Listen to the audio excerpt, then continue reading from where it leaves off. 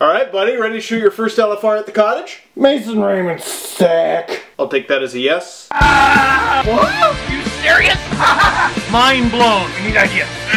I'm dumb. Silly hard. We get to the game, please. Leafs win 5-4 in the shootout over the Ottawa Senators, and they are now 1-0 while I am at my buddy's cottage. Fancy stats. I would have been down at Maple Leaf Square with the thousands of Leaf fans for the home opener, but gotta go to the cottage every now and then when you got the chance, right? It's gonna be winter soon. Here's how the seasons work in Canada. Summer, sweater weather, too cool to do anything actually enjoyable, cold enough to do cool stuff on the ice. We're currently at sweater weather and I'm wearing mine of choice. Not all of my words are gonna make sense because cottage. Little Saskatchewan champagne. Ad revenue, please. So Mason Raymond makes $1 million. And if you ask me, that's at least 40 or 50 million less than he should be getting. I would argue the Leafs' first star of the game, scoring goals, setting up plays, dirty move in the shootout that probably shouldn't have counted and one day won't count but currently counts. I love him. He's really not doing a good job of letting me have realistic expectations for him. Remember what I said maybe a year and a half ago or so? Canucks fans don't know what they got till it's gone. And I'm not saying Mason Raymond is the second coming to Gretzky, far from it. In fact, you know, the Leafs got him at a steal at $1 million, but he was also kind of overpaid in Vancouver. But he was the Vancouver whipping boy for so long when things were going so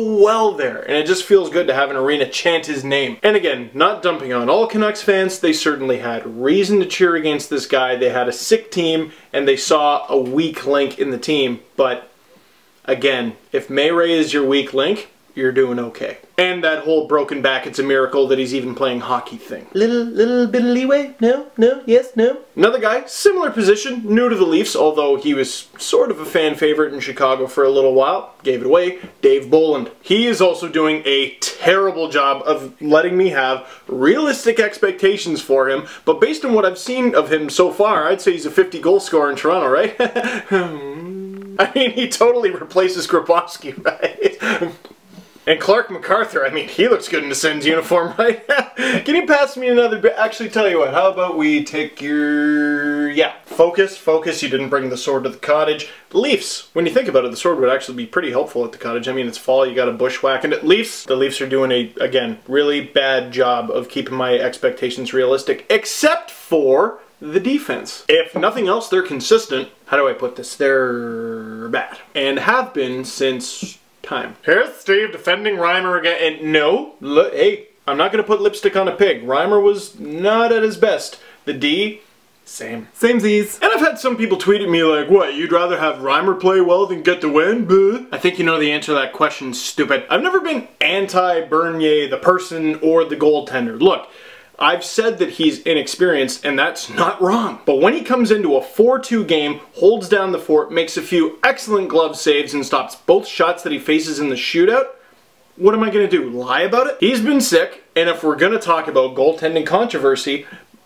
the early leader. If this is the presidency, he's winning the primaries. Or the Rimaries. No, we're not going to make that a thing? Okay, just optimist. Okay. This win is extra big for the Leafs because it's one they should have had, frankly. They had a couple days off while the Ottawa Senators had just played the Buffalo Sabres, even though they basically shelled the Sabres, and oh, the poor Sabres. John Scott, less than 5 minutes of ice time, moving on. Divisional games have always been very important, but they are crazy important this year. I honestly think the Sens could challenge for the Atlantic, and the Leafs are going to struggle to even make a playoff spot because they got the Sens, the Bruins, the Wings, and then you're looking at competing with the Habs and Lightning, while the Panthers and Sabres kind of suck. And you don't want to get too much into the wild card territory, so you want to finish top 3, and if you have an advantage over the Sens, who finished ahead of you last season, you're going to want to take it. You know what I did recognize about the Leafs? Just watching the game, the Leafs down 2 goals, 2 quick ones, 2 typically crushing goals for this team, at least in years past. I was watching and I'm like, they could come back. It didn't matter that Craig Anderson was in net. It didn't matter that the Sens are a good team and they have a sick goalie. The Leafs, even though they get outshot, often they get outplayed, they make a bunch of mistakes. I'm looking at them and I'm like, they can do this. So let that be the question of the game. Do the Leafs not look different, feel different to you? And when did this start? Did this start now? Did you just realize it with this video? Did you notice it when the season began? Did you notice it last year when they made the playoffs? Tell me. Because honestly, when the Leafs made the playoffs, I was watching the games and I was like, I don't remember how to behave. what do I do with my hands? Is it an attitude thing, skill thing? Are they more confident in their goaltenders? What? And if you don't want to answer those questions, Mason Raymond, Dave Bolland, what is realistic for these guys? Let's pretend they play 82 games. What are they finishing with stats-wise? The correct answer is 127 points, just like Dougie Gilmour. Yeah, this guy just reminds me too much of Doug Gilmour. He's getting in there and he's like, nah. Toronto and Ottawa, it's a barn burner. Oh, baby! 5-4. Hockey night. In Canada. He's always got to have the long pause. You got to have the Bob Cole long pause. And am I wrong about the Ottawa Senators, really? I think they're going to win the Atlantic Division. Is that giving them too much credit? And there's a lot of ands. The NHL debut of guys like Morgan Rielly, who I thought looked pretty good, Jamie Devan, and Spencer Abbott. How do you think they looked? I have no complaints about any of them. In fact, if I had one...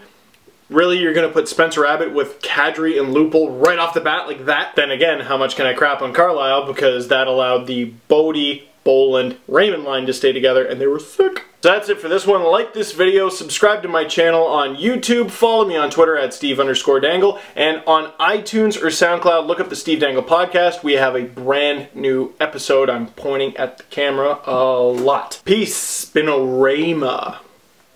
It's like his name.